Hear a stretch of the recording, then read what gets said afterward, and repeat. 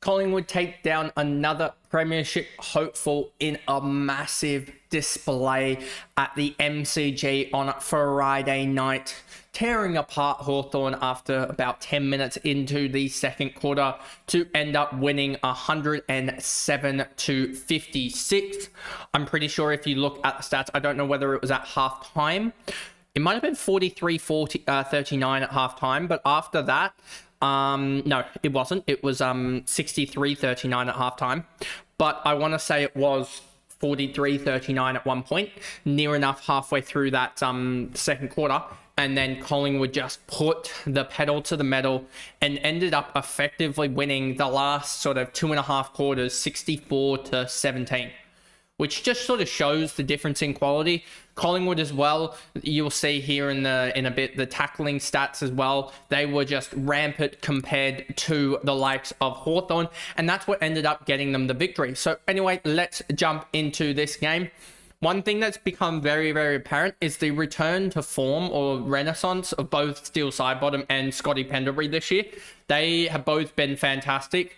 I mean, Steele Sidebottom, 27 touches, 8 marks, 5 tackles, 2 goals, 1. Like, he was bending the ball around the posts at one point in the game. He was just fantastic, and it's just a really good player to go watch. He's just so footy smart. That's the thing. And I know a lot of people will be like, not many teams are going to be able to... There's two ways to think about it with Collingwood's list. Like, they're definitely old. There's no one doubting that. They definitely could be a fall-off, but they keep on finding these youngsters. Like, they've got Ned Long now, who looks like an absolute star, who looks like a guy that's going to give you 20 touches a game, as well as 5, 6, 7 tackles a game at least, which is just a massive building block. Like, they filled a hole there in their side very, very easily.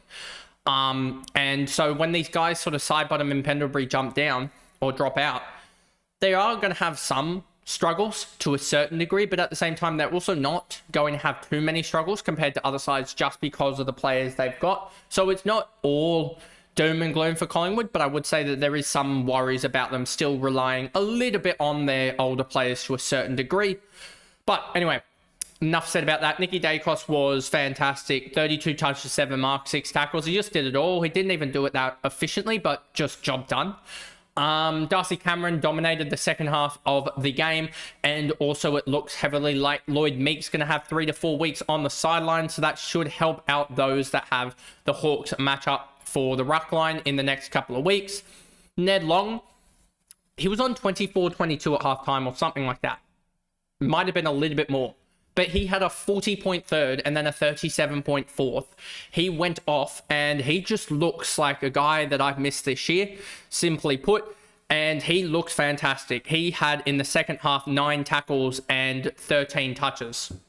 So even with the 3 early free kicks against, with the 8 clangers in the end, he still ends up with a 93 SuperCoach. So you were absolutely happy. And the annoying part for me is I could have ended up with, and I'm going to say this up front, I could have ended up with, I'm pretty sure, mathematically speaking, Nick Martin, Ned Long, and Jordan Dawson in my midfield in the last 3 weeks if I just done the trades that I should have done. So yeah, that would have been absolutely huge, and I would be about something like 80, 90 points better than I was. So yeah, just shows how big Ned Long's been. Josh Dacos, Scotty Pendlebury, Brody Myercheck, just doing what they need to do. Jamie Elliott was huge. Could potentially be best on ground with that effort. 5 goals, 12 touches. He was huge. But just look at these tackle numbers, and then when we flip to Hawthorn, you'll see the big difference there. Dan Houston, I thought, was one of his better games as well, even though the stats don't really show it. 21 touches, but he had quite a few intercepts. Ed Allen was all right, but he wasn't... I don't think he was huge, but he didn't have to be huge because he just played his role. 23 touches for him. Jack Crisp was pretty good for a limited sort of, I guess, disposal count. 16 touches to get a 108 in SuperCoach is actually pretty good. Was a lot more impactful, I would say. Perryman, 70 odd. Schultz injured. Lipinski's concussed. Bobby Hill, I know if you were watching Pommy's channel when he was live on this game, we were joking about Bobby Hill not being in the top 10 for Indigenous players on an Instagram post. And yeah, he definitely proved that wrong. He ended up with 1 goal, 1. Wouldn't be surprised if he had 2 or 3 goal assists. Let me just double check that for you guys. And he was just huge. Let's just check this. He ended up with 2 goal assists and a goal from 14 touches. If we look at score involvements, he had, where is he? He had 7 score involvements as well. He was pretty big for what he did. And you'll just see here, look at the ratings here for these guys. Bobby Hill, a 17.1 is quite good. He even had an intercept mark. That's how good he was. And just shows the sort of dominance there from a lot of the from the Collingwood faithful there. And then, yeah, no one else really did too much outside of that. But yeah, you can just see Bo McCrew just does his role. 11 touches, 6 tackles, didn't end up kicking a goal, probably deserved one with the effort he put in. Ginnivan, easily their best player by a country mile. 31 touches and the 3-goal effort is pretty good against your former side. He just needs this more consistently. Dylan Moore, 18 touches, 8 marks, 0 goals, 2, didn't really convert.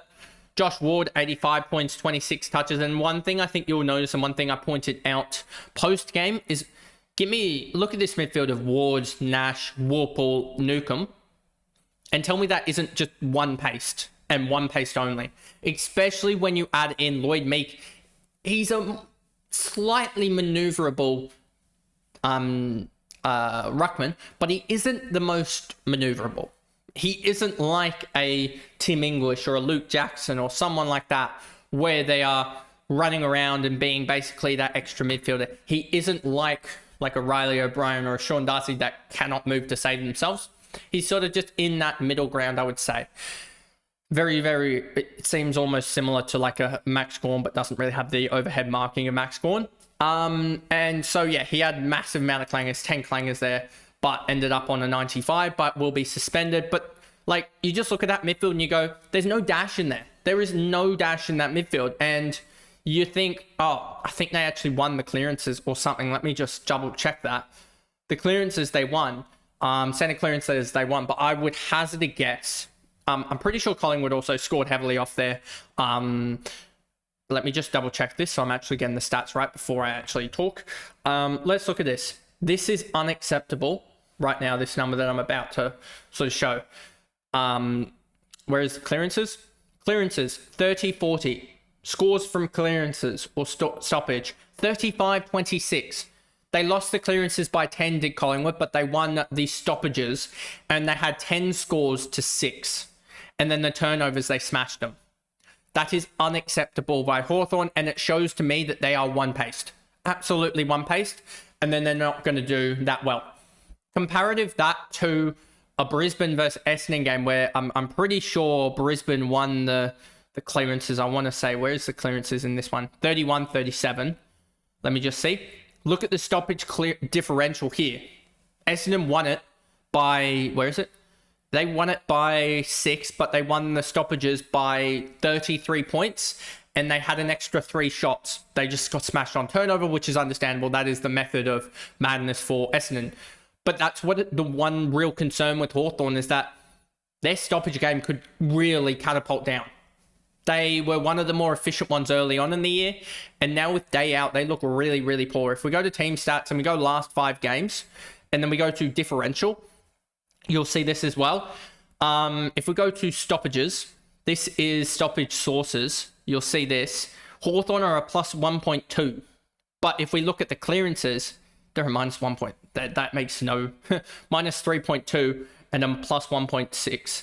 That's a really really different. And then they're also... Wait, no, that was first possession, wasn't it? That wasn't actual clearances. They're minus 5. Wow, they're even worse. That's really bad. I thought that wouldn't even be the same. But then we go, wow, they're really bad in the centre bounce. They're actually one of the more efficient sides. But if that turns around like it is in the last couple of weeks, if that stat turns around that they're negative in clearances and positive in score sources, if that starts to turn around for Hawthorn, which it could, then that's going to be very, very, very hard to flip back around. And it's causing it really isn't working, because their kick-ins, they're positive. Their turnovers, they're slightly negative. So if their turnover game is still torrid, but their stoppage game gets even worse, they're in a real bad patch here. So I just want to also just see what happened last week for them as quickly here before we jump back into their other guys here, because it's mostly talking about their midfield that we need to sort of talk about. And I'm just trying to see, they played Brisbane last week, and let's actually look. Their stoppages, Brisbane absolutely smoked them. Brisbane smoked them in the stoppages. And what did they, clearances 41-24. So this is really bad for Hawthorn. They're really getting into a point of they're not being competitive at all in the clearances, in the clearance game, and they are getting smoked. Let's even look at this. 50 clearances to 35. Stoppages lost by 9. Not the worst, actually, combination there for Hawthorn. Just missed a lot of chances there. So wasn't the worst against Gold Coast. Round 9, so we're going back even further to just sort of see this sort of problem propping up, I would say. If we look at the clearances, they lost by 11 to Melbourne, and the stoppages, they smoked them. So that was actually a weird game, wasn't it? What was the end up? What was the score in the end? Don't know what the exact score was. But yeah, they smoked. Yeah, they ended up winning that game pretty convincingly. But in basically all their losses, they are getting smoked in the contest. Against Richmond, what happened there? They ended up beating them in the contest. Doesn't really matter. And then round before that as well, they played... Who did they play? They played West Coast. They're going to smack them in this contest, aren't they? They smacked them in the stoppages. Round 6 as well, they played against Geelong. I want to see this one because I think they lost this game. They actually lost the contest, the stoppage, even though they won the clearances, but the clearances were 1 differential, so not actually that much. So yeah, this is a really concerning fact that they're losing. They're pretty much always going to lose the turnover game. That's just the way that they play. But the fact that their stoppage game, especially against the top sides, you can pretty much bookmark it that they're going to lose it. Ever since the Will Day injury is really, really poor, to be honest with you. And we look at this one as well here. They lost the stoppages here after what happened with the clearances. They were 5 down on clearances. So every loss, they are getting smoked at the contest. And that's a bad, bad sight. And I think it's also symptomatic as well as we move on down here as well. The most tackles for the game was 4. They had 30-something tackles, I swear. 38 tackles, I want to say. Let's actually just quickly look. 82 to 38 tackles. So, I just don't know if they've got a midfield that can actually contest. I don't know if they've got a if they've got a line-breaking player to go in that midfield and really prop it up, because their midfield is on almost life support at this point until Will Day gets back, because Henry Husway isn't going to do anything in that midfield. He's just going to compound that problem.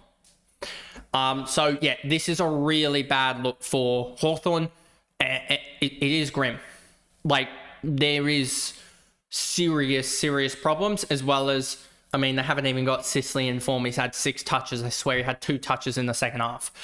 So that's even worse. And they've got a ruckman. They don't even have their number 1 choice ruckman in about 5-6 hours time when he gets suspended. So yeah, this is a real bad problem that they've got to somehow fix, and I don't think they have the weapons to fix. And it basically means they have to keep just basically trying to null and void games, or just scrap over games until Will Day comes back. So that's a really, really bad combination.